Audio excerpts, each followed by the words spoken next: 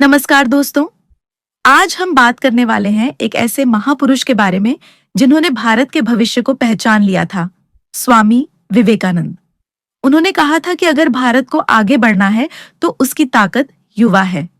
तो चलिए दोस्तों, आज इस पाठ को आसान शब्दों में समझते हैं दोस्तों। स्वामी विवेकानंद आधुनिक भारत के निर्माताओं में से एक थे। उन्होंने सबसे पहले यह समझ लिया था कि देश का भविष्य युवाओं के हाथ में है। उन्होंने युवाओं को बताया कि उस समय भारत की हालत कैसी थी। गरीबी थी, बेरोजगारी थी, लोग निराश थे। पढ़े लिखे और अनपढ़ दोनों ही हताश होकर बैठे थे। लेकिन दोस्तों, भारत ऐसा हमेशा नहीं था। एक समय था जब भारत शिक्षा, विज्ञान और ज्ञान में विश्वगुरु था, लेकिन विदेशी आक्रमण, आपसी लड़ाइयों और स्वार्थ के कारण भारत पिछड़ गया। स्वामी विवेकानंद चाहते थे कि भारत फिर से अपना खोया हुआ गौरव पाए, और उन्हें पूरा विश्वास था कि यह काम केवल युवा पीढ़ी ही कर सकती है। उन्होंने कहा, देश में किसान हैं, मजदूर हैं, गरीब हैं।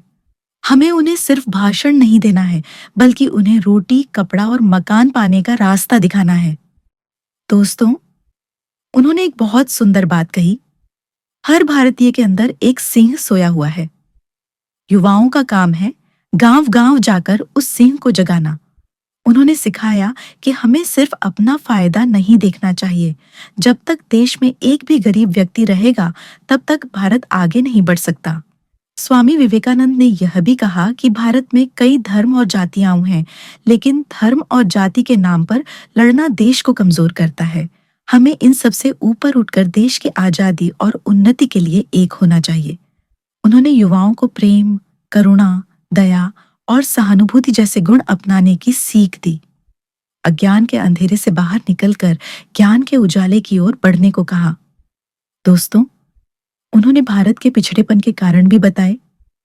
अशिक्षा, आलस्य, निराशा, ईर्ष्या, और कहा कि पहले इन कमजोरियों को हराना होगा, फिर बिना डरे कर्म के मार्ग पर आगे बढ़ना होगा। इसीलिए उन्होंने युवाओं को एक महान मंत्र दिया, उठो, जागो और तब तक मत रुको जब तक लक्ष्य प्राप्त न हो जाए। उनके अनुसार भारत का युवा चरित्रवान होना चाहिए, शारीरिक और मानसिक रूप से मजबूत होना चाहिए और निस्वार्थ भाव से देश और जनता की सेवा करनी चाहिए।